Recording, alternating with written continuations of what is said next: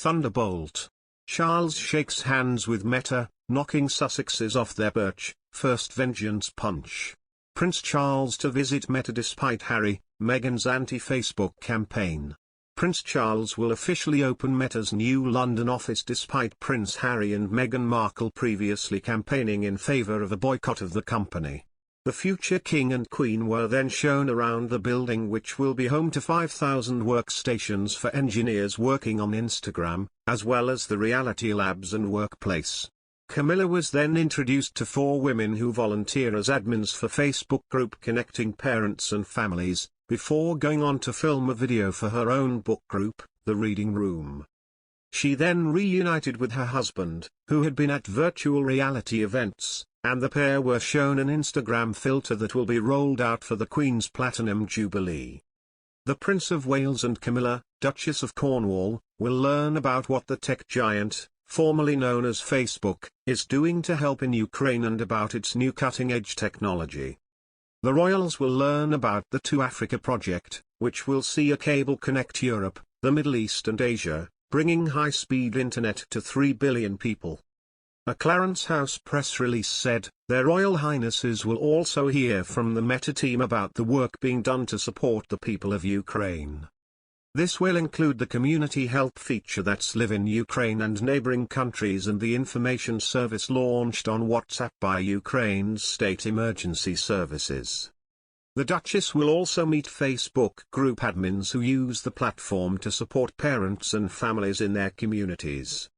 Their Royal Highnesses will then jointly visit Meta's London Social Good Fair, which will highlight local community projects and initiatives being supported by Meta and its UK employees. Steve Hatch, Meta's Vice President for Northern Europe, said, "We're honoured that the Prince of Wales and the Duchess of Cornwall are officially opening our newly built King's Cross offices." Ukrainian President Volodymyr Zelensky has himself thanked Meta for its support, while Reuters reported the company's platforms, including Facebook and Instagram, have been banned by the Russian courts. The tone for Charles and Camilla's visit will be very different to the Stop Hate for Profit campaign which Meghan and Harry backed in summer 2020. Harry and Meghan not only supported the campaign but spoke to business leaders to encourage them to take part in the early days of their Archewell Foundation.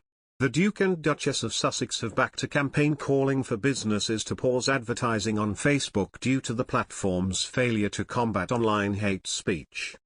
They support the Stop Hate for Profit campaign, a source close to the couple has confirmed to TNC. The couple is throwing their weight behind the campaign and have been working to encourage CEOs to stand in solidarity with the coalition of civil rights groups behind it. As we've been developing Archewell, one of the areas the Duke and Duchess of Sussex have been keen to address is online hate speech, and we've been working with civil rights and racial justice groups on it, a source familiar with Harry and Meghan's plans said.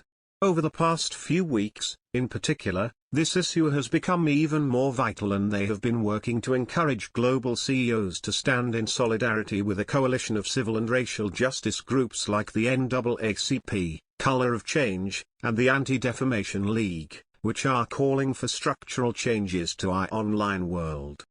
The 3 organizations were instrumental in Stop Hate for Profit, which called on advertisers to stand in solidarity with Black Facebook users.